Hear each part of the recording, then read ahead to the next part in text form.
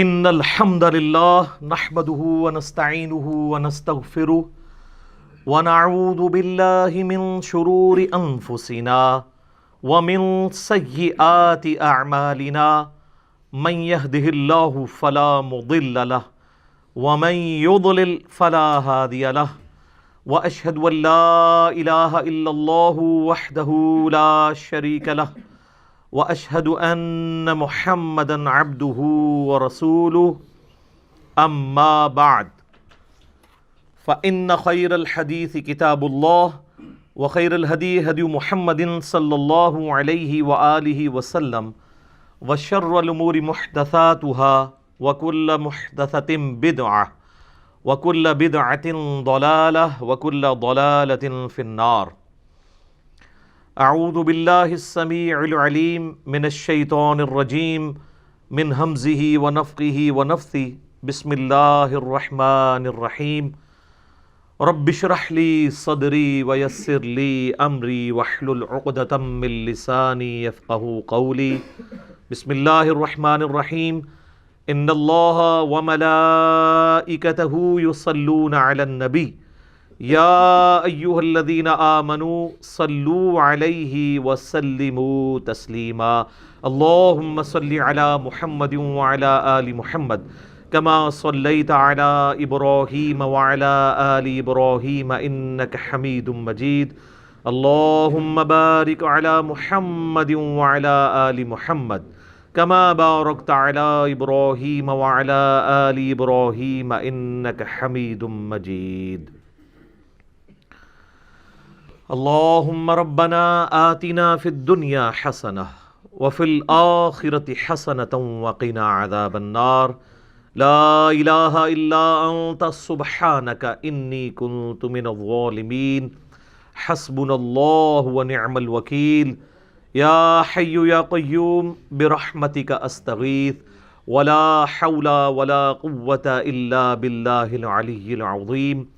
ربنا آتنا من لدنک رحمتا وہیئ لنا من امرنا رشدا. آمین.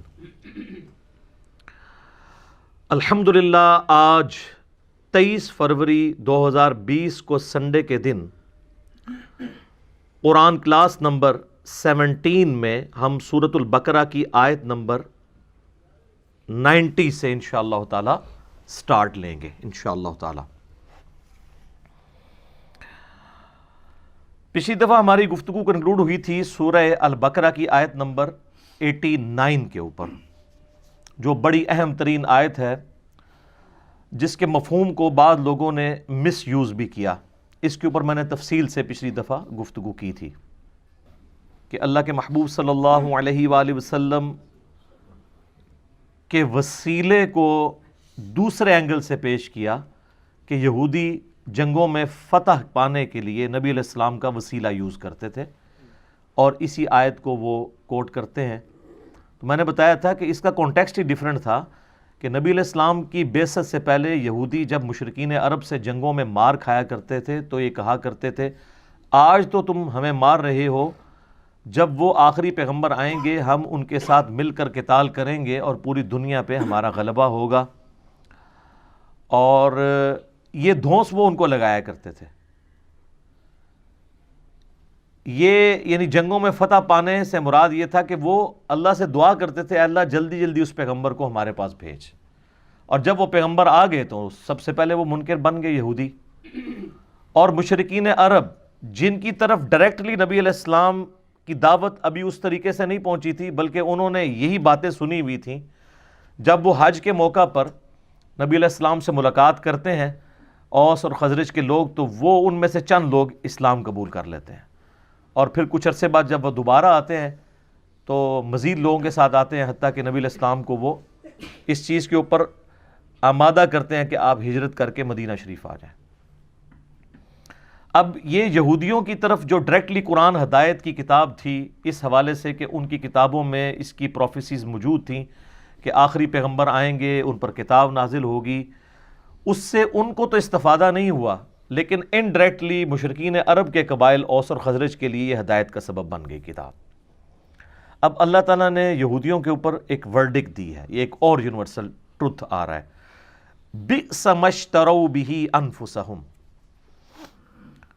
اعوذ باللہ من الشیطان الرجیم، بسم اللہ الرحمن الرحیم۔ بئس ما اشتروا به انفسهم، کیا ہی بری چیز ہے جس کے بدلے انہوں نے سودا کر لیا اپنی جانوں کا۔ کیا سودا کیا؟ ان یکفروا بما انزل اللہ بغیا ان ینزل اللہ من فضلہ، کہ وہ جو کتاب اللہ جو نازل ہوئی تھی ان کی طرف، اس کتاب کو انہیں پس پش ڈال دیا حسد کی وجہ سے۔ اللہ کی طرف سے جو اس کے فضل کے ساتھ کتاب نازل ہوئی تھی اس کو انہوں نے چھوڑ دیا۔ ان ینزل اللہ من فضلہ علی من یشاء من عبادہ، اور یہ وہ کتاب ہے کہ اللہ تعالیٰ اپنے فضل سے جسے چاہتا ہے اپنے بندوں میں سے ہدایت کی طرف لے کر آتا ہے۔ اللہ نے کتاب نازل کی تھی، یہ بھی اس کا فضل، لیکن اس فضل سے استفادہ انہوں نے کرنا ہے جنہوں نے اپنے برتن کا منہ کھولا ہوا ہے۔ اگر کوئی شخص خود ہدایت قبول کرنے سے انکار کر دینا، پھر دنیا کی کوئی کتاب، کوئی پیغمبر اسے ہدایت نہیں دے سکتا۔ یہ اللہ تعالیٰ کا ایک سمجھ لیں کہ اس کی سنت ہے، اور اللہ کی سنت نہیں بدلتی کہ والذین جاہدوا فینا لنہدینہم سبلنا، سورۃ العنکبوت کی آخری آیت ہے۔ جو لوگ ہماری راہ میں کوشش کریں گے نا، ان کے لیے ہم اپنی راہیں کھولیں گے۔ جو کوشش نہیں کرے گا اس کے لیے قرآن میں کوئی ہدایت نہیں ہے، انبیاء کی تعلیمات میں کوئی ہدایت نہیں ہے۔ جتنی مرضی تیز بارش ہو، اگر ایک برتن ہی الٹا پڑا ہوا ہے تو کبھی بھر سکتا ہے؟ نہیں۔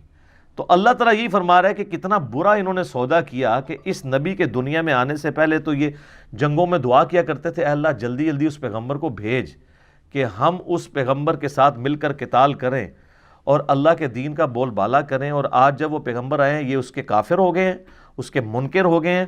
کتنا برا انہوں نے سودا کیا ہے اپنی جانوں کا، کفر کے بدلے میں کفر کما لی ہے، اپنی جانیں دوزخ میں اور آگ میں جھونک دی ہیں۔ اور کس وجہ سے؟ حسد کی وجہ سے۔ حسد کیا تھا؟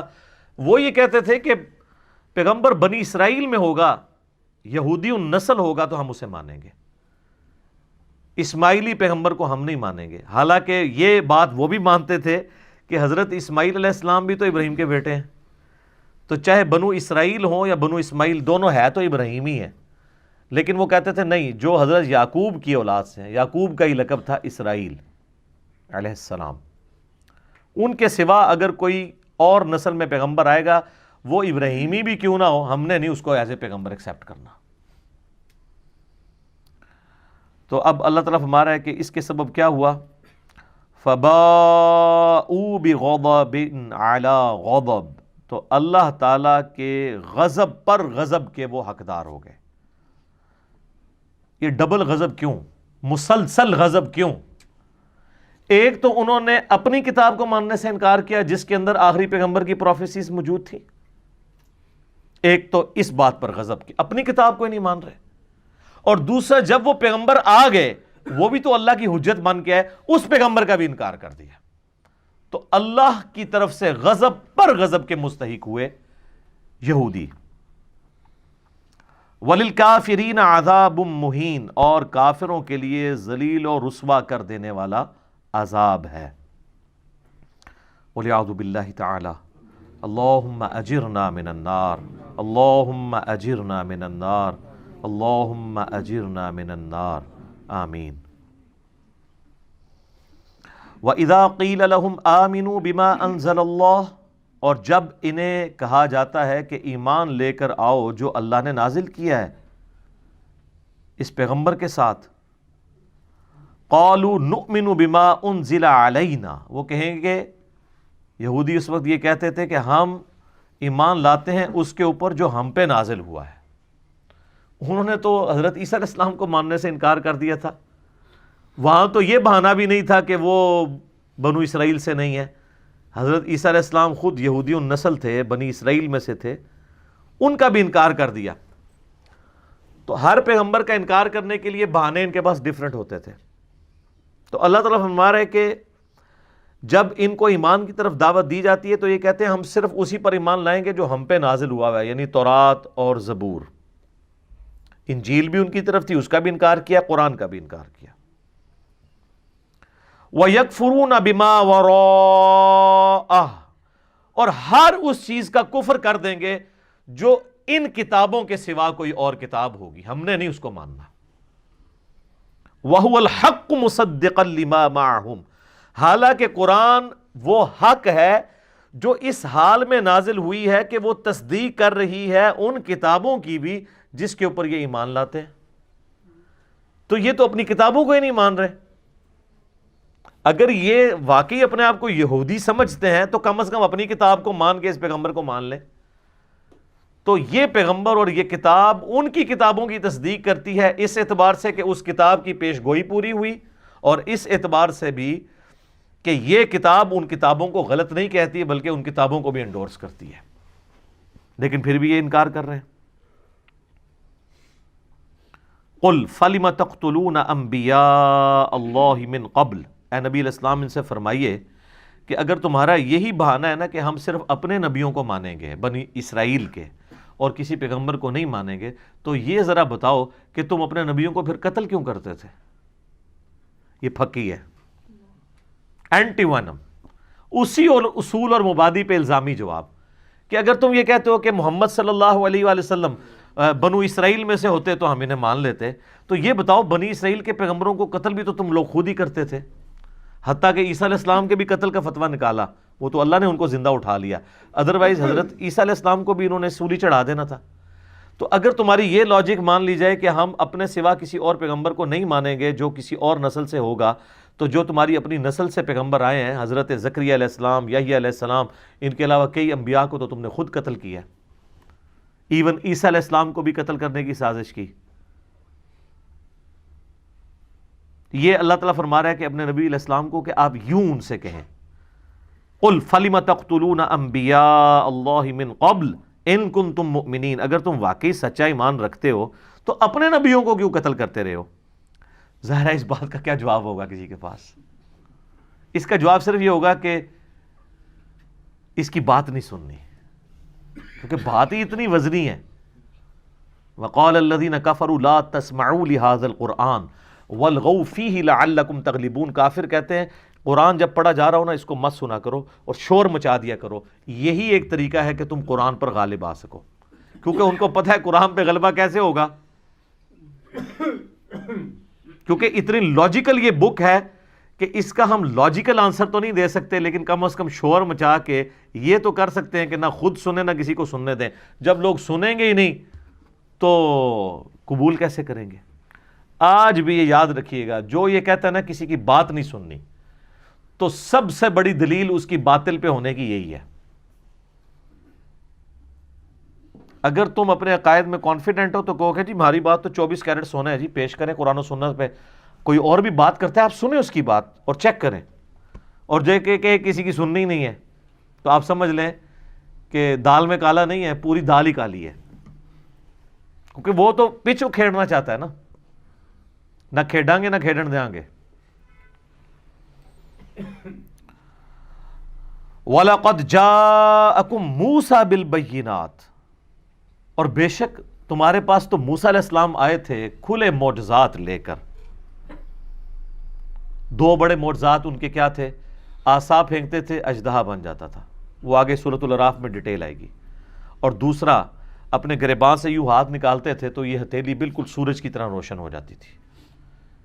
اور اس کے علاوہ بھی 7 معجزات اور ہیں سورۃ الاعراف میں جو مختلف موقع پر حضرت موسیٰ علیہ السلام کی بد دعا کی وجہ سے ان اسرائیلیوں کے اوپر، اسرائیل کے جو مخالفین تھے فرعونی، ان کے اوپر اللہ تعالیٰ کی طرف سے مینڈکوں کا عذاب، کھٹمل کا عذاب یہ آئے تھے۔ تو موسیٰ علیہ السلام تو اتنی کھلی نشانیاں لے کے آئے، لیکن ثم اتخذتم العجل من بعدہ وانتم ظالمون، لیکن تمہاری یہ حالت ہے کہ تم موسیٰ علیہ السلام پہ ایمان بھی لائے، ان کو پیغمبر بھی مانا، لیکن چند دنوں کے لیے وہ کوہ طور پہ گئے تو تم نے ان کے پیچھے سے بچڑے کو پکڑ لیا، اس کو خدا ڈکلیئر کر دیا، جبکہ تم ظلم کر رہے تھے۔ اچھا آپ اندازہ کریں کہ وقت کا پیغمبر دنیا میں موجود ہے، ابھی فوت نہیں ہوا، صرف 40 دن کے لیے کوہ طور پہ گیا ہے، تو 70,000 اس نبی کے صحابہ مرتد ہو گئے. صحابہ ہی تھے نا، نبی پہ ایمان لائے سب کچھ.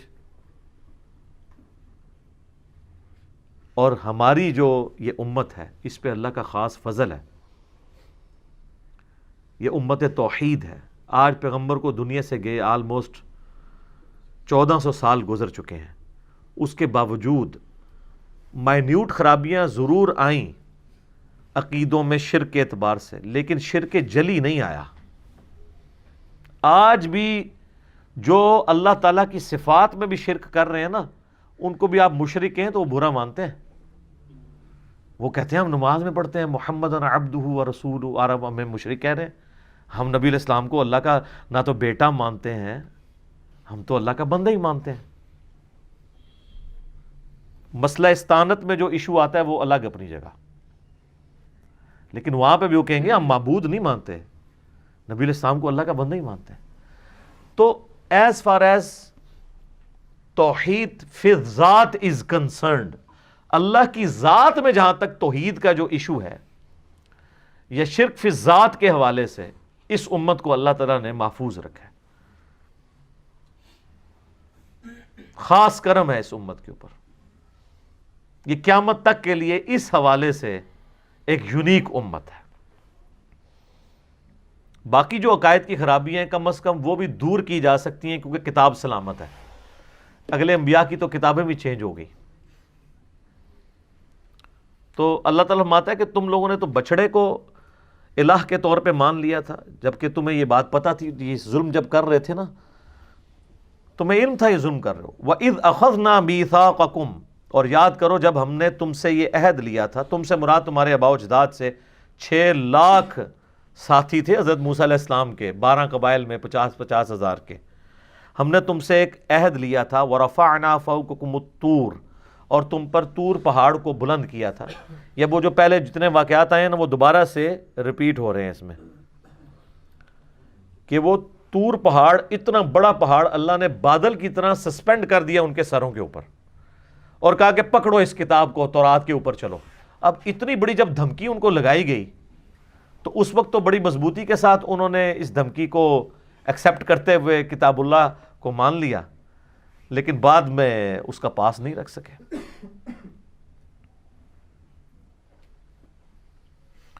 خذوا ما آتیناکم بقوۃ واسمعوا، ہم نے کہا تھا پکڑو اس کتاب کو پوری قوت کے ساتھ. پوری قوت کے ساتھ یہ نہیں ہے کہ اس پہ شکنجہ مضبوط کر لو، مراد ہے اس کی تعلیمات کو پکڑو.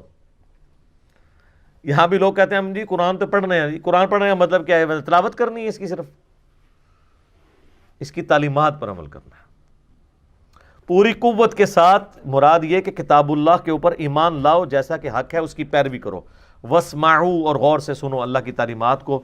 قالوا سمعنا وعصینا، لیکن ان کی حالت یہ تھی وہ کہتے تھے کہ سنا اور نافرمانی کی. یہ بڑے جگت باز تھے، جان بوجھ کے انبیاء کی تعلیمات کو بدل دیتے تھے. کہا گیا کہ تم نے اریحہ شہر جب فتح ہو شام کا، اس میں داخل ہونا ہے حطۃ کہتے ہوئے. جوشوا ابن نون کے ساتھ جب وہ داخل ہوئے، یوشع ابن نون، جوشوا انگلش میں کہتے ہیں، تو انہوں نے حنطۃ کہنا شروع کر دیا، ہمیں گندم چاہیے. یہاں پہ کہا گیا کہو سمعنا واطعنا، ہم نے سنا اور اطاعت اختیار کی. انہوں نے کہا سمعنا وعصینا، ہم نے سنا اور نافرمانی کی. اور اگر کوئی کہتا تھا یہ کیا کہہ رہے ہو، وہ کہتے ہیں ہم نے کانوں کا علاج کراؤ، ہم نے اطعنا ہی کہا ہے. موٹا کر کے تو 19-20 کا ہی فرق ہے نا، سمعنا واطعنا یا سمعنا وعصینا. تو وہ کہتے تھے ہم نے تو یہی کہا ہے. وَأُشْرِبُوا فِي قُلُوبِهِمُ الْعِجْلَ بِكُفْرِهِمْ، اللہ تعالیٰ فرماتا ہے کہ بچڑے کی محبت ان کو پلا دی گئی ان کے کفر کے سبب. یہ اللہ کی طرف سے لعنت پڑ جاتی ہے. سورہ زخرف میں آتا ہے جو رحمان کے ذکر سے روگردانی اختیار کرتے ہیں ہم ان پہ شیطان مسلط کر دیتے ہیں. اللہ خود کر دیتا ہے. یہ سارا شر کس نے پیدا کیا ہے؟ اللہ ہی نہیں، کیونکہ پیدا کیا تو تبھی آزمائش ہے نا. من شر ما خلق. ہم اللہ سے جب پناہ مانگتے ہیں تو کہتے ہیں اے اللہ ہر اس چیز کے شر سے تیری پناہ میں آتے ہیں جو پیدا تو نہیں کی ہوئی ہے. شیطان کو کس نے پیدا کیا؟ اللہ نے. اللہ کو شیطان سے لڑنے کے لیے کو ہماری ضرورت ہے؟ 2 منٹ میں گیچی مروڑ دے اس کی. لیکن نہیں، مہلت دی ہوئی ہے کیونکہ ہماری آزمائش رکھ دی ہے نا اس کو. تو ہر شر کو پیدا اللہ نے کیا ہے، اس لیے خیر اور شر میں آپ تمیز کر کے سچائی تک پہنچیں. اللہ کو یہ پسند ہے. صرف خیر ہی خیر ہو تو وہ تو اللہ کے پاس آلریڈی اتنی بڑی مخلوق فرشتوں کی فارم میں موجود ہے، جو سورۃ الانبیاء میں آتا ہے کہ نہ وہ تھکتے ہیں نہ تھمتے ہیں، ہر وقت اس کی حمد اور تسبیح کرتے رہتے ہیں، اور جو اللہ حکم دیتا ہے اس کی خلاف ورزی کا وہ سوچتے بھی نہیں ہیں. اگر اللہ تعالیٰ نے یہی کام لینا ہوتا تو فرشتے کر رہے تھے وہ والی عبادت. اللہ نے وہ والی عبادت انسان سے طلب کی ہے کہ جو انسان اپنی مرضی سے کرے. اور میں اسی لیے کہتا ہوں کہ یہ وہ دولت ہے جو جبرائیل کے پاس بھی نہیں ہے. یہ کہا جاتا ہے نا ہے فرشتے سے بہتر انسان بننا. واقعی اگر انسان کا بچہ کو بن جائے. فرشتے اگر اللہ کو مانتے ہیں تو اللہ کی مرضی سے، انسان اگر اللہ کو مانتا ہے تو اپنی مرضی سے. توفیق الہی اپنی جگہ ہوتی ہے، لیکن توفیق بھی اس وقت ہوتی ہے جب انسان خود ڈیسیژن کرتا ہے. اور یہ ایک ڈیسیژن اللہ کو اتنا پیارا ہے کہ اس کے ایکویلنٹ کوئی اور چیز ہو ہی نہیں سکتی. فرشتے تو خود انسانوں کی خدمت میں لگے ہوئے ہیں سرکار. صحیح بخاری میں حدیث ہے، جو آیت الکرسی پڑھ کے رات کو سوتا ہے اللہ کی طرف سے ایک فرشتہ اس کے اوپر ایز اے محافظ مقرر ہو جاتا ہے. قرآن میں جگہ جگہ یہ مضمون آیا کہ ہم نے، سورۃ الحجر میں بھی آیا کہ ہم نے محافظ فرشتے تمہارے اوپر رکھے ہوئے ہیں جو حفاظت کرتے ہیں. فرشتوں کو کیا کیا ڈیوٹیاں سونپی گئی ہیں. کوئی ہمارا نامہ اعمال لکھ رہا ہے، کسی کی بارش برسانے کی ذمہ داری ہے، کسی کی بادلوں کو ہانک کے لے کے جانے کی ذمہ داری ہے. یہ ساری کی ساری رسپانسبلٹی فرشتے انسان کی خدمت میں لگے ہوئے ہیں. سر یہ ساری کائنات اللہ نے انسان کے لیے پیدا کی ہے، انسان کو اپنے لیے پیدا کیا. آپ بہت قیمتی ہیں، اپنی قیمت کو جانیں. لیکن یہ انسان نکلنے بڑے تھوڑے سے ہیں، 0.0000001%. یہ بھی میں ویسے کم بتا رہا ہوں، اس سے بھی اور کم ہے، زیادہ بتا دیا میں نے. اتنے اربوں میں سے ہی چند لوگ اللہ کو چاہیے. اتنے قیمتی ہیں انسان اگر اپنی وہ قیمت کو پہچانے. تو اللہ فرماتا ہے بچھڑے کی محبت ان کو پلا دی گئی ان کے کفر کے سبب. یعنی یہ کفر کے سبب کیا؟ ان کے اندر بیسیکلی یہ نافرمانی کا مادہ موجود تھا، کفر سے پہلے بھی تھا. کیونکہ سورۃ الاعراف کی آیت نمبر 138 میں آگے چل کے آئے گا، جو کہ مصحف کی ترتیب میں آگے ہے، لیکن سورۃ البقرہ سے پہلے 2/3 قرآن نازل ہو چکا ہوا تھا. لہٰذا یہاں پہ کچھ باتیں اشارتاً ہو رہی ہیں جو آلریڈی نازل ہو چکی ہوئی تھی. سورۃ الاعراف کی آیت نمبر 138 میں آئے گا کہ موسیٰ علیہ السلام جب یہ 6 لاکھ کا لشکر لے کے ایک جگہ سے گزرے، وہاں پہ کچھ لوگوں نے بتوں پر اعتکاف کیا ہوا تھا. تو حضرت موسیٰ کے ساتھیوں نے کہا کہ حضرت آپ بھی ہمارے لیے کوئی اللہ کا بت بنا دیں کہ ہم بھی اس پہ اعتکاف کر کے بیٹھ جائیں. تو اللہ نے کہا، اللہ کے پیغمبر حضرت موسیٰ علیہ السلام نے کہا اے اللہ میں اس جاہل قوم سے تیری پناہ میں آتا ہوں کہ اللہ کو مان رہے ہیں، اس کا پیغمبر اندر موجود ہے اور پیغمبر کو کہہ رہے ہیں کہ اللہ کا ایک بت بنا دو. تو یہ جو ان کے اندر خناس بھرا ہوا تھا نا بت پرستی کا، بس وہ انتظار میں ہی تھے. موسیٰ علیہ السلام گئے پیچھو کام بھی پاتا انہوں نے بچڑے والا. یہ بتوں کے اعتکاف والی ڈیمانڈ جو ہے نا، یہ بچڑے کو رب بنانے سے پہلے والا واقعہ ہے. تو اللہ رب ان کے اندر جو خناس چھپا ہوا تھا نا، اس کے سبب اللہ نے پھر ان کے اوپر ایسی مور لگائی کہ بچڑے کی محبت ان کو پلا دی گئی. اب یہ محبت بچڑے کی اتنی آسانی سے تو نہیں نکلتی. اسی لیے آپ کو یاد ہوگا ہم نے پچھلی کلاسوں میں جو گائے والا واقعہ کور کیا ہے، اللہ نے گائے کیوں ذبح کروائی ان سے؟ تاکہ ان کے دل سے اس کی عظمت نکلے. اور وہ کروائی بھی گولڈن کلر کی، کیونکہ انہوں نے بچڑا سونے کو پگھلا کے گولڈن کلر کا بنایا تھا. اس لیے تو وہ بہانے کرتے تھے جی ہمیں سمجھ نہیں آ رہا گائے کس قسم کی ہو، کبھی کوئی کہانی کبھی کوئی کہانی. الٹیمیٹلی اللہ نے فرمایا وہ آخری دفعہ جو کہ انشاءاللہ انہوں نے زبان سے نکالا تھا، اللہ نے کہا یہ کامیاب ہو گئے، لیکن لگتے نہیں تھے کہ یہ قربانی کریں گے. وہ کیوں نہیں کر رہے تھے؟ کہ اندر سے وہ والی جو عزت اور تکریم تھی وہ جا نہیں رہی تھی، اندر کا خناس مر نہیں رہا تھا. اس کا مطلب ہے کہ اندر کا خناس مارنا یہ اصل میں ہدایت کا دروازہ کھولتا ہے. تو سر ہم بھی یہی کر رہے ہیں. انڈیا پاکستان بنگلہ دیش میں جو اندر کا خناس ہے وہ یہ نہیں ہے کہ یہ لوگ قرآن اور حدیث کو نہیں مانتے. اندر کا خناس یہ ہے کہ قرآن اور حدیث کی نہیں مانتے. کو تو بڑا آسان ہے, قرآن کو مان رہے ہیں, ماشاءاللہ خوشبوؤں میں لپیٹ رہے ہیں, چوم رہے ہیں, چاٹ رہے ہیں, مرنے کے اوپر 10 20 قرآن پڑھواتے ہیں, کی نہیں مان رہے. اچھا وہ کی کیوں نہیں مان رہے؟ یہ بیماری تو سارے کہتے تھے, اس بیماری کی اصل وجہ کیا تھی؟ وہ علاج ہی نہیں کیا. جیسا کہ ہمارے عموماً ایلوپیتھک علاج کے اندر نا بیماری کی سمٹمز کا علاج کیا جاتا ہے, اس کی اصل وجہ کا علاج نہیں کیا جاتا. بخار چڑھا ہوا ہے, پیناڈول دے دو بخار نیچے آ جائے. کیوں چڑھا ہے؟ ہو سکتا ہے کرونا وائرس ہی ہوا ہو, اس میں بھی بخار چڑھتا ہے. جبکہ ہومیوپیتھک ڈاکٹرز کا یہ دعویٰ ہے کہ ہم اس روٹ کاز کو ایڈریس کرتے ہیں, اس کی وجہ سے وہ اپنے علاج کو اس سے بہتر سمجھتے ہیں. ہم بھی یہ بتاتے ہیں کہ اصل روٹ کاز یہ تھی قرآن و حدیث کو نہ ماننے کی کہ بابوں کی محبت انہیں پلا دی گئی تھی, جس طرح بچڑے کی محبت پلا دی گئی تھی ان کو. تو جب تک بابے ذبح نہیں ہوتے اس وقت تک کبھی بھی بات سمجھ نہیں آنی. اور اس کے لیے ہم نے ایک سمپل سا نعرہ دیا ہے, کیا کہ مرنے سے پہلے اے مسلمان کر لے اس پہ غور, کتابوں کا خدا اور ہے بابوں کا خدا اور.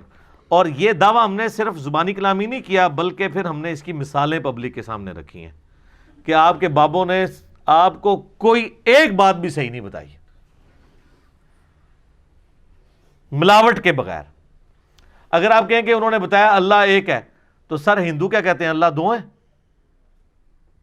وہ بھی کہتے ہیں اوپر ایک ہی بھگوان ہے, نیچے کہتے ہیں یہ اسی کے ہیں, یہ بھی نیچے کہتے ہیں نیچے اللہ نے ڈیوٹیاں لائی ہیں.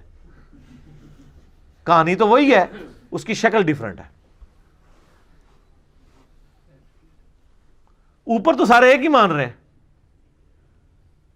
تو یہ نیچے جو کہانیاں تھیں نا, یہ جو اندر کا خناس اس وقت مرتا ہے جب آپ ان بابوں سے اعلان برات کریں. اور بابوں سے اعلان برات کروانے کے لیے آپ کو جناب وہ کیمو تھراپی چاہیے, چھوٹے موٹے علاج سے نہیں ہوتا.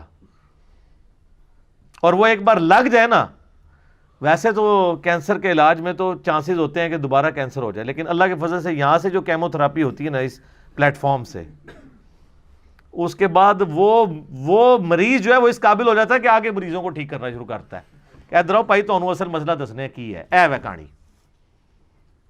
یہ اصل میں وہ چیز ہے جس کو آئیڈینٹیفائی کر لیے, لیکن یہ بہت بڑی دلیری کا کام تھا. لوگ کہتے ہیں پہلے کیوں نہیں کسی نے کیا؟ سر اس لیے نہیں کیا کہ حکمرانوں کی پش پناہی ہوتی تھی گمراہ کن عقائد کے اوپر.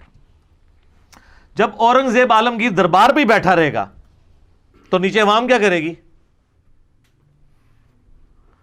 اور وہ حکمران آج والا حکمران نہیں ہے کہ آپ حکمران کو گالیاں بھی نکالیں, سوشل میڈیا کے اوپر اس کو یہودی ایجنٹ بھی لکھتے رہیں اور مودی کا یار بھی لکھتے رہیں, جو مرضی لکھتے رہیں, کوئی فرق نہیں پڑتا. اس زمانے میں یہ نہیں ہوتا تھا, وہ سگے بھائی کو بھی قتل کروا دیتے تھے جو اظہار رائے کرتا تھا, فریڈم آف ایکسپریشن کوئی نہیں تھی. تو ایسے موقع میں آپ سمجھ سکتے ہیں کہ کوئی بندہ توحید کی آواز لے کے اٹھے تو وہ سودا بکنا شروع ہو جائے, کاٹ کے پرے پھینک دیتے تھے. صرف ان کا دین پروموٹ ہوتا تھا جو حکمرانوں کا دین ہوتا تھا. اس لیے آپ دیکھیں سلطنت عباسیہ میں جب مامون الرشید معتزلہ ہو گیا, پوری سلطنت اس کے پیچھے جو ہے وہ ظاہر ہے اس نے تلوار کی زور کے اوپر نافذ کر دیا. تو اکیلا احمد بن حنبل ہی کھڑا ہوا تھا نا, باقی تو سارے مولوی دم دبا کے ادھر ادھر ہو گئے تھے, بڑے بڑے امام, بڑے بڑے رحمہ اللہ, کیونکہ مارے کھانی پڑنی تھی. تو بہرحال کوئی رزلٹ نکل آیا. لیکن بعد میں یہ ہوا کہ یعنی اس لیول کی ایفرٹ نہیں ہوئی, اگر ہوئی بھی ہے تو وہ اکھاڑ دی گئی ہے. آج بھی اگر آپ دنیا سے یوٹیوب ختم کر دیں تو ہماری یہ دعوت اسی پلیٹ فارم پہ اسی جیلم شہر کے اندر دفن ہو جانی تھی نا. اگر آپ ایک لمحے کے لیے سوچیں کہ انٹرنیٹ نہ ہو تو لوگوں نے کہا تھا سارے لوگ یہی کرتے ہیں. اب سر آپ دنیا کی کسی مسجد میں چلے جائیں، دنیا کی کسی مسجد میں جہاں کوئی اردو سپیکنگ ہے، اور اس سے یہ پوچھیں کہ یار یہ اس طرح ایک لڑکا آیا ہوا ہے، بس اتنا ہی کہنا ہے آپ نے، آگے وہ آپ کو اچھا یا برا تعارف خود ہی کرا دے گا۔ تو یہ کیوں ہوا ہے؟ اس میڈیا کی برکت سے۔ اور یہ اللہ کا وعدہ ہے اپنے نبی کے ساتھ، هو الذی ارسل رسولہ بالہدی ودین الحق لیظہرہ علی الدین کلہ، اور یہ بشارت قرب قیامت میں پوری ہونی ہے۔ مسند احمد میں حدیث ہے، قیامت سے پہلے ایک وقت ایسا آئے گا کہ دنیا کے ہر گھر میں میری دعوت پہنچے گی، لوگ چاہتے یا نہ چاہتے ہوئے اس دعوت کو قبول کریں گے۔ تو صحابہ کرام کے زمانے میں تو ایسا نہیں ہو سکا، بعد میں بھی نہیں۔ اس ٹائم بھی لوگ سوچتے ہوں گے کہ ہر گھر میں کیسے پہنچے گی؟ سر آج دیکھ لینا، ہر گھر میں کیا، گھر کے بیڈ روم کے اندر، موبائل کے اندر، جس بچے کو آپ دوسرے مسئلے کی مسجد میں نہیں جانے دیتے تھے، اس بچے کے موبائل کے اندر ہمارے کلپس موجود ہیں۔ یہاں لوگ آ کے رونا روتے ہیں جناب، کہتے ہیں جی بچہ ساڈا خراب ہو گیا، بھائی منو پتہ بھی نہیں کتے بچے خراب ہو گئے نے۔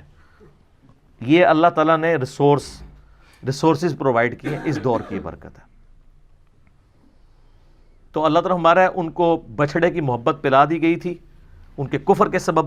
قُلْ بِئْسَ مَا يَأْمُرُكُمْ بِهِ ایمانکم، اللہ تعالیٰ فرماتا ہے نبی ان سے فرما دو کیا ہی بری چیز کا حکم دیتا ہے تمہارا ایمان، یعنی تمہارا ایمان سے مراد تمہارا یہ جو جھوٹا تم نے عقیدہ رکھا ہوا ہے نا، تمہیں یہ حکم دیتا ہے کہ تم بچڑے کو خدا بنا لو۔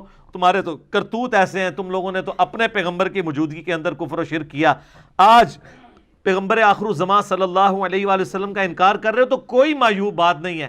تم نے تو اپنے پیغمبر کے ساتھ یہ کچھ کیا کہ وہ کوہ طور پہ گئے، تم نے 70,000 یہودیوں نے ایک دن کے اندر اپنے عقیدے سے جو ہے وہ روگردانی کی، اور پھر وہ گزر چکا ہے کہ پھر ان کو قتل مرتد کی سزا ہوئی تھی۔ ایک دن میں 70,000 یہودی قتل کیے گئے تھے جو مرتد ہوئے تھے۔ ان کنتم مؤمنین، اگر تم واقعی مومن ہو تو ذرا غور کرو، تمہارے ایمان اس چیز کا متقاضی ہے کہ تم لوگ شرک کرو؟ اب ایک اور یونیورسل ٹروتھ آ رہا ہے۔ سر یہ جو یونیورسل ٹروتھ ہے نا، یہ ساری امتوں پہ فٹ بیٹھتے ہیں۔ یہودی کہتے تھے ہم اللہ کے چہیتے ہیں، اللہ کے بڑے لاڈلے ہیں، بلکہ وہ تو سمجھتے تھے کہ ہم اللہ کی فیملی سے ہی ہیں، کیونکہ ہم پیغمبروں کی فیملی سے ہیں، ہماری نسل ابراہیمی ہے، اور ہم chosen people of the lord ہیں، اللہ کے چنے ہوئے لوگ ہیں۔ چنے ہوئے تو تھے نا، یا بنی اسرائیل اذکروا نعمتی التی انعمت علیکم وانی فضلتکم علی العالمین۔ لیکن چوزن پیپل تو وہ تھے جنہوں نے واقعی اس حق کو قبول کیا، ورنہ انہی چوزن پیپلز میں سے پیغمبر موجود ہیں اور ان کے ساتھی بندر اور خنزیر کی شکل میں بنا دیے گئے ہیں اصحاب سبت۔ اصحاب سبت کون تھے؟ وہ یہودی تھے نا، جنہوں نے ہفتے کے دن کے شکار کے معاملے میں روگردانی کی تھی۔ تو وقت کا پیغمبر تو موجود تھا ان کے اندر، یوشع ابن نون۔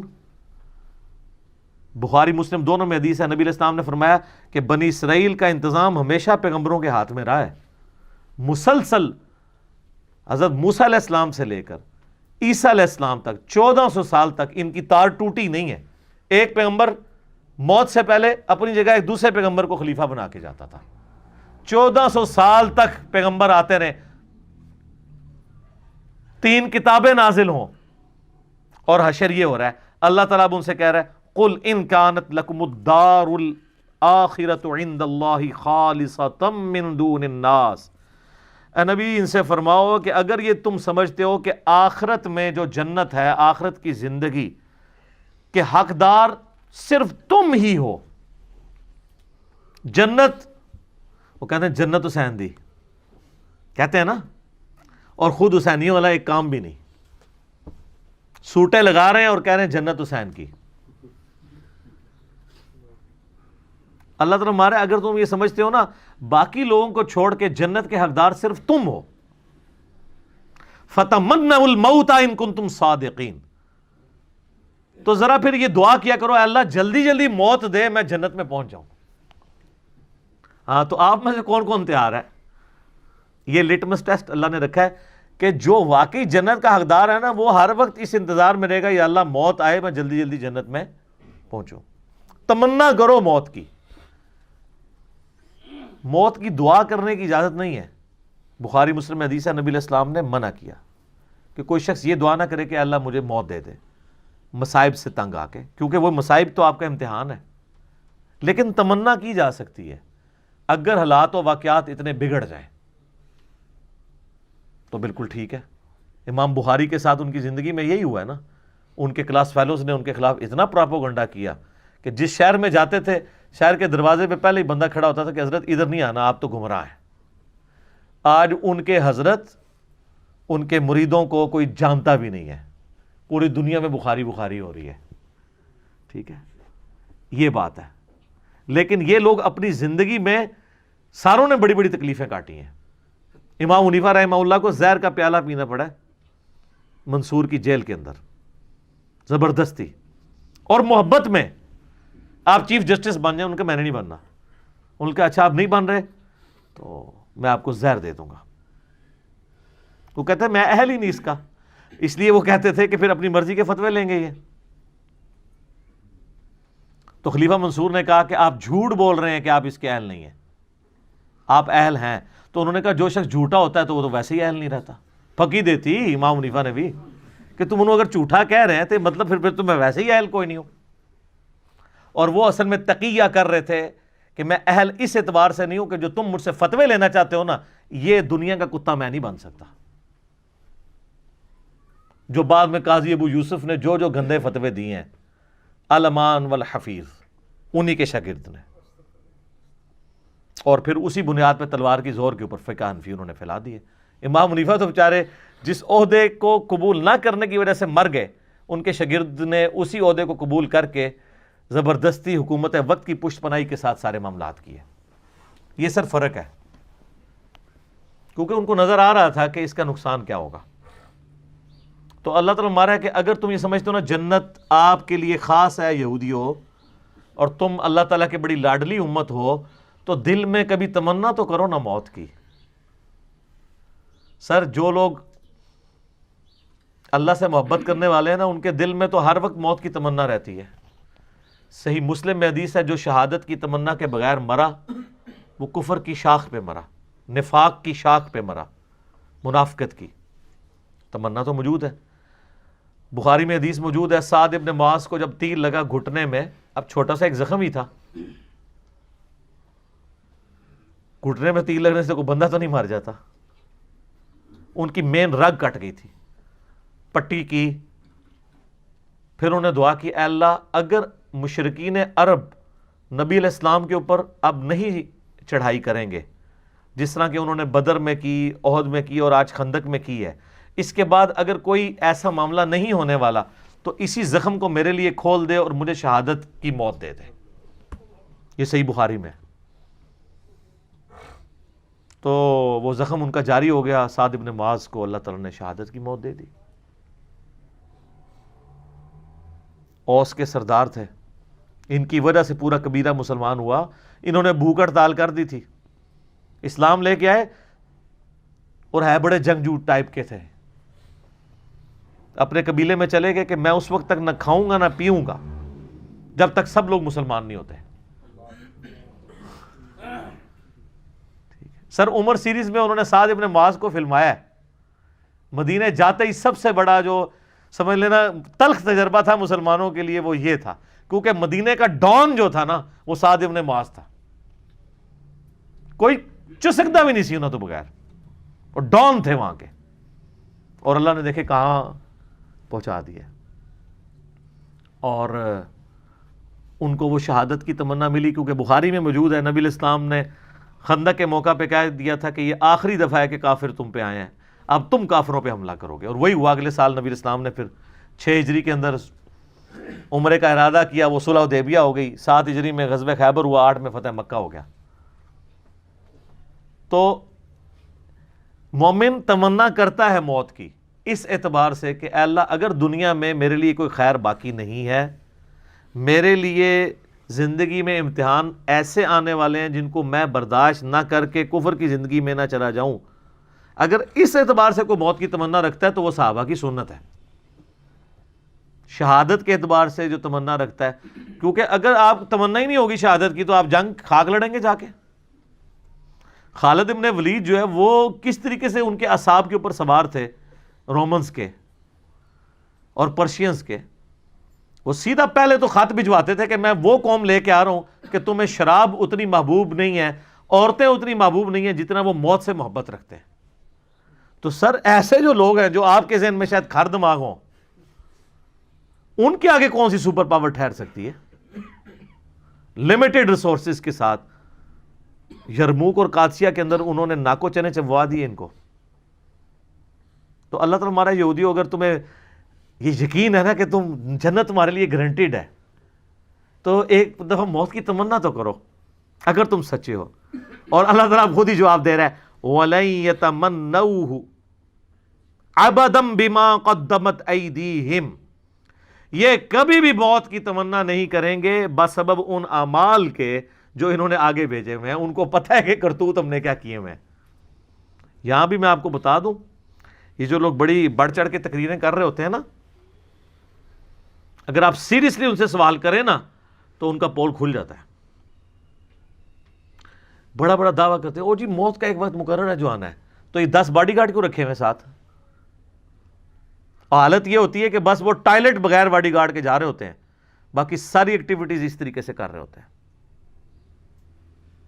اور مریدین کہہ رہے ہوتے ہیں الا ان اولیاء اللہ لا خوف علیہم ولا هم یحزنون, ان کے مریدین ہوتے ہیں وہ. یہ سر فرق ہے. پھر یہ دعوے کرنا آسان ہے, یا دعویٰ نہ کریں. باڈی گارڈ رکھنا کوئی بری چیز نہیں ہے, نبی علیہ السلام نے بھی رکھے ہیں. ہاں, جب وہ آیت نازل ہوئی سورۃ المائدہ کی, سورہ الحجر کی, واللہ یعصمک من الناس, اے نبی اللہ تعالیٰ آپ کی حفاظت کرے گا لوگوں کے اگینسٹ, تو پھر نبی علیہ السلام نے باڈی گارڈ رکھنے چھوڑ دیے تھے. یہ جائز ہے, لیکن جو انہوں نے تماشا لگایا ہوتا ہے نا اس حد تک وہم تک, یہ ایک ایکسٹریم رویہ ہے. یہ یاد رکھیے گا, اسباب اور مسبب الاسباب کو بیلنس کرنا ضروری ہے. ایک خاص حد تک ہی آپ اسباب کو مینج کر سکتے ہیں, نظر مسبب الاسباب کے اوپر ہونی چاہیے. یہ نہ ہو اسباب پہ اتنا تکیہ ہو جائے کہ اللہ سے ہی نظر ہٹ جائے, پھر انسان کے پلے کوئی شے نہیں رہتی. اللہ فرماتا ہے کبھی بھی یہ موت کی تمنا نہیں کریں گے. جو انہوں نے کرتوت آگے بھیجے ان کو پتہ ہے کہ ہماری پھینٹی لگنی آگے. واللہ علیم بالظالمین, اللہ تعالیٰ خوب جانتا ہے ایسے ظالموں کو. وَلَتَجِدَنَّهُمْ أَحْرَصَ النَّاسِ عَلَى حَيَاةٍ, اور تم ضرور پاؤ گے ان یہودیوں کو حریص دنیا کی زندگی کا. وَمِنَ الَّذِينَ أَشْرَكُوا, حتیٰ کہ مشرکین سے بھی بڑھ کے یہ دنیا کی زندگی سے محبت کرتے ہیں. سر مشرکین نے تو گردنیں کٹائی ہیں بدر میں آ کے, یہودیوں کی تو ضرورت ہی نہیں ہوتی تھی, انہوں نے تو کلمہ پڑھ لیا ہوا تھا. کلمہ کیوں پڑھ لیا تھا؟ مارے جائیں گے. اوپر سے کلمہ پڑھا ہوا, اندر سے یہودی. یہ دلیر ہوتے تو یا کافر ہوتے یا مسلمان ہوتے تو اللہ ہمارا ان سے تو زیادہ دلیر مشرک ہیں, کم از کم اپنے باطل عقیدے پہ قائم تو رہے نا. اسی لیے آپ دیکھیں مکے میں کوئی منافق نہیں تھا, یا کافر تھے یا مسلمان تھے, کیونکہ وہ بت پرست تھے تو کٹر بت پرست تھے, مواحد ہوئے تو کٹر مواحد ہوئے. یہ چونکہ دنیا دار لوگ تھے, یہ دونوں پارٹیوں کو خوش رکھتے تھے. جس طرح آج کل جو دنیاوی علماء ہیں سب کو خوش رکھتے ہیں, ان سے سارے خوش ہوتے ہیں, سب کے مطلب کی کوئی نہ کوئی بات کر دیتے ہیں, میٹھی میٹھی باتیں. یود احدہم لو یعمر الف سنہ, ان میں سے ہر ایک کی خواہش ہے کہ وہ زندہ رکھا جائے اسے 1000 سال کے لیے. 1000 سال کی زندگی کی وہ تمنا رکھتا ہے. حالانکہ 1000 سال کس نے زندہ رہنا ہے؟ بہت لاٹری کسی کی نکلا ہے تو وہ بھی سینچری کرتا ہے. اور آج کل تو یہ پرانے ہی ہیں جو 70s تک پہنچے ہوئے ہیں, نئے تو 50 کے اندر فارغ ہو رہے ہیں. کتنے خوش نصیب ہیں یار, جس کو 70 سال بعد جنت ملنی ہے 50 سال بعد ہی مل جائے ہے. وما ہوا بمزحزح, اور نہیں بچا سکتا ان کو عذاب, من العذاب, عذاب میں سے اتنی مدت زندہ رہنا. یعنی اگر یہ 1000 سال بھی کوئی زندہ رہ لے تو مرنے کے بعد تو عذاب آنا ہی ہے, موت تو نہیں ٹلنی نا. 1000 سال بعد بھی عذاب جو شروع ہونا ہے، 1000 سال بعد بھی شروع ہونا ہے. میں نے پچھلی دفعہ بتایا تھا، ایک پھیرا لگنا ہے نا جب دوزخ کا، ساری کی ساری دنیا کی جو آسائشیں کافور ہو جائیں گی.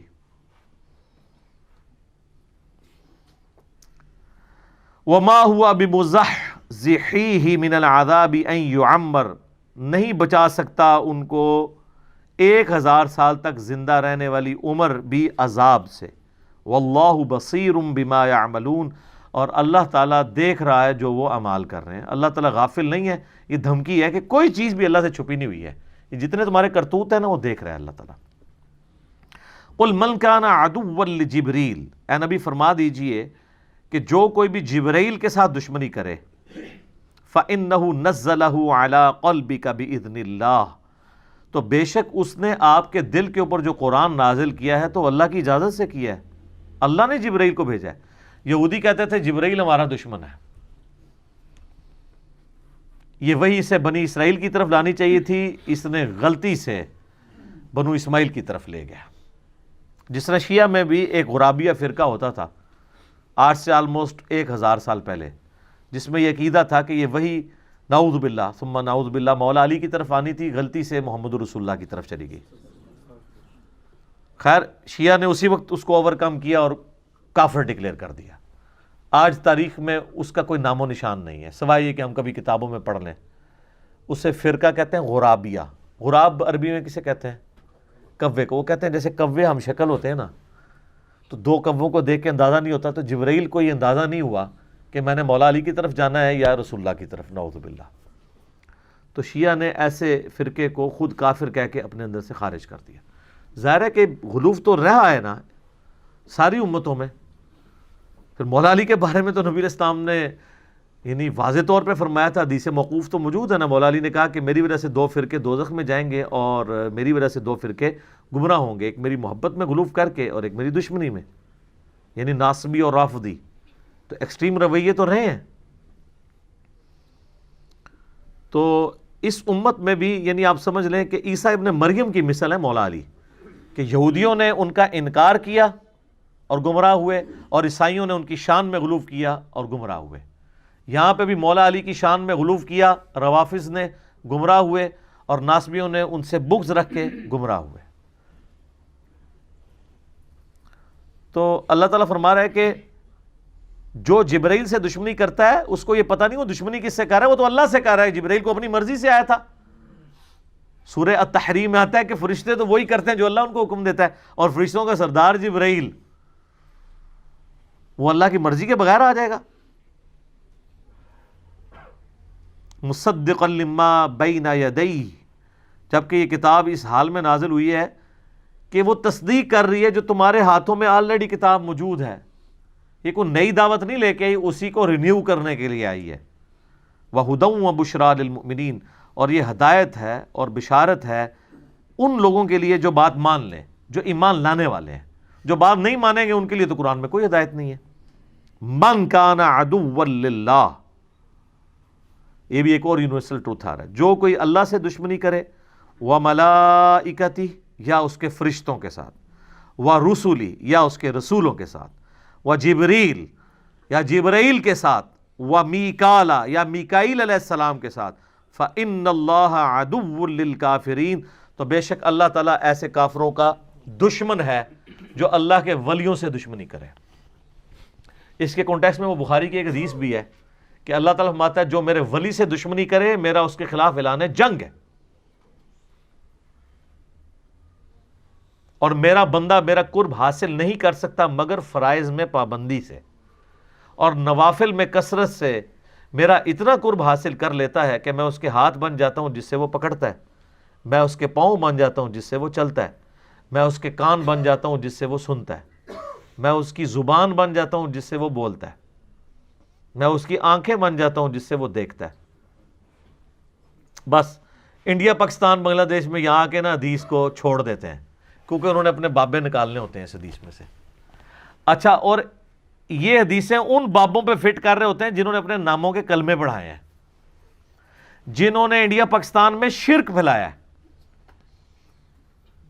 مجھے بتائیں قرآن اگر ولی اللہ کی بات کرتا ہے تو اس ولی اللہ کی کرے گی نا جو قرآن کے موجود جب نازل ہو رہا تھا اس وقت جو لوگ تھے. قرآن میں کہیں لکھا ہوا ہے کہ 1200 سال بعد فلانا ولی آئے گا, 500 سال بعد فلانا آئے گا. قرآن جب ولی کی بات کرتا ہے تو کس ولی کی بات کرتا ہے؟ صحابہ اور اہل بیت کی, جن کی کوئی کرامت نہیں ہے. شیخ عبد القادر جیلانی نے 12 سال بعد برات کاٹ لی. حضرت عمر نے کیڑی برات کڈی ہے؟ حضرت ابوبکر نے کچھ بھی نہیں کڈا.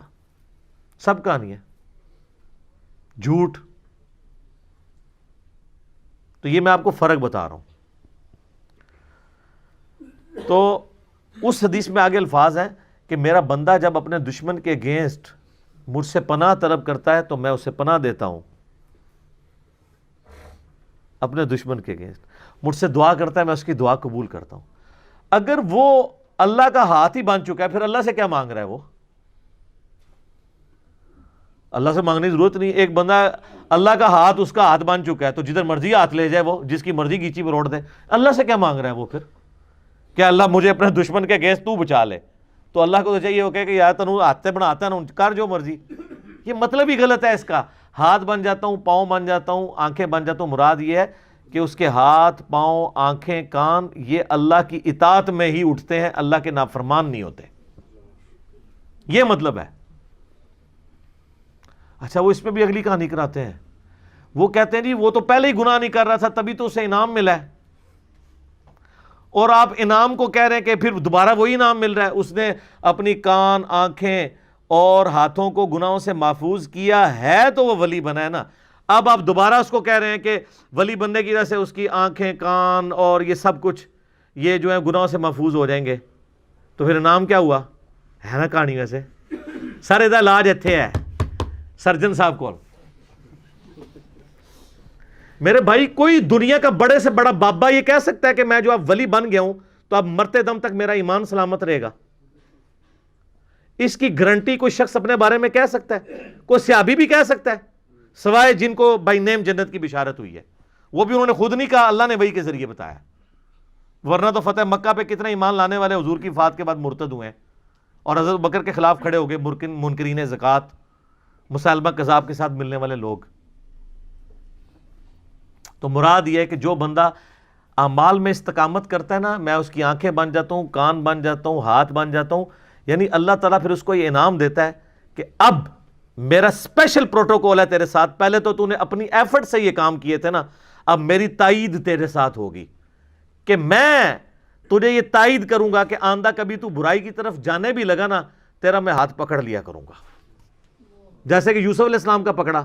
قرآن میں الفاظ ہیں یوسف بھی اس عورت کا قصد کر لیتا اگر اللہ کی برہان نہ دیکھتا. تو تسی کیڑے اپنے آپ بڑا وڈا سمجھتے ہو اور اللہ سے بے نیاز سمجھتے ہو؟